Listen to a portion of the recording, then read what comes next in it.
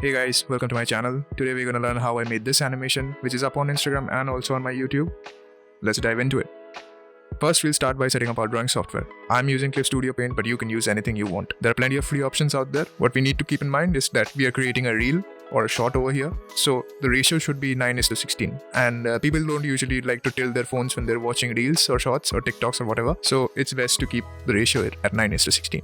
I'm making my canvas 1080 by 1920, but you can create a larger canvas also or a shorter canvas. Keep the resolution at 300, which will make the lines a bit more smoother. Frame rate should be kept at 24 FPS, or depending on your preference of animation, you can keep it at 12 also. So when you scroll through your Instagram feed, what you see is the 4:5 ratio for reels. It is not the 9:16 ratio. 9:16 ratio is the full ratio of your reel. But what is visible is the 4:5 portion. So the 4:5 portion is 1350 by 1080. When you're making any reel or any animation, just keep in mind to keep your focus in that area. People don't usually click on your reel and see the full picture.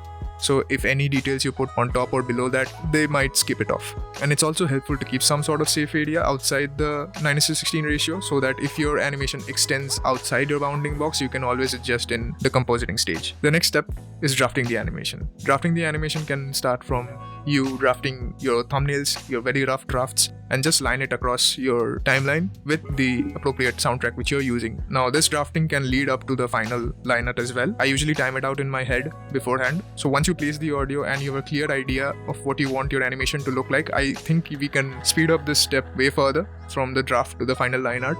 When I'm creating any reel, I usually keep up to 2 or 3 shots per reel, because we are always using either a 15-second audio or a 30-second audio. So I have a mental note of what I want to show on which second. I can reduce the time I spend on this particular section of my process. I'm using PureRef. I've collected a couple of Akaza and Douma references from Pinterest. It's good to keep a couple of references on top of your artwork so that you can always refer to them and you can keep your animation on model.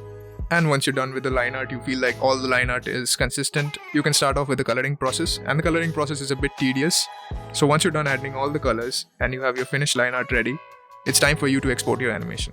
It's a good thumb rule to export all your animation in different passes. By passes, I mean exporting your shadows in a different pass, exporting your line art in a different pass, exporting your colors in a different pass, and whatever elements which you have separated in layers, you export that in passes.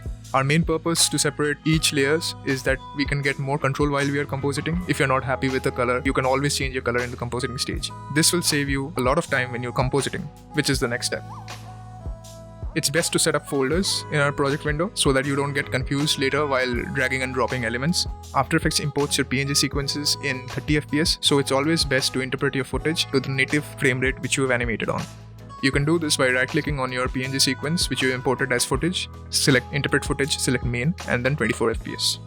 We'll be using a handful of effects, namely Hue Saturation, Levels, Curves, OLM Color Key, and Fast Box Blur. Once you have your background ready, your character should look like it belongs to that background. So our first pass would be to color correct your character to that background. Here I'm using photo filter to match the background warmth with the character. This is quite a lengthy and time-taking process, so I'm speeding it up a bit, but you can always slow it down to follow what I'm doing. When you color key out a color, you can add your own effects. Here I'm using gradient ramp to add a subtle light into shadow effect. Our main purpose to use color key is to add a bit more depth to the colors. And once you're finally done with adding all the small changes over there, it's time for some finishing touches. In the reel, I've added some firefly effects in front and behind the character. Not too overpowering, but very subtle animation. For the fireflies, I've used a small shape layer with an ellipse. I've reduced the size and used the effect repeater and wiggle transform. It's fairly simple, you just have to reduce the size of the repeater and increase the count. For the wiggles per second for fireflies, I've noticed that it's best to keep it as low as possible, but you can put whatever number you like depending on your animation. To create the illusion of some fireflies being in front of our characters, I've just duplicated the layer, pre-composed it, brought it above our character layers, and just masked it out in front of their faces.